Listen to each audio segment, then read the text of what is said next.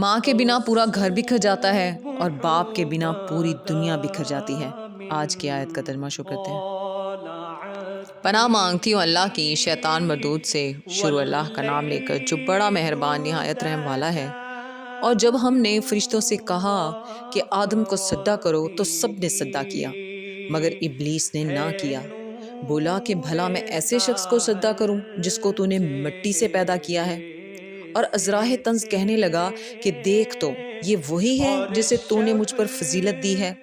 اگر تم مجھ کو قیامت کے دن تک کی مہلت دے تو میں تھوڑے سے شخصوں کے سوا اس کی تمام اولاد کی جڑ کاٹتا رہوں گا۔ اللہ نے فرمایا یہاں سے چلا جا۔ جو شخص ان میں سے تیری پیروی کرے گا تو تم سب کی جزا جہنم ہے اور وہ پوری سزا ہے۔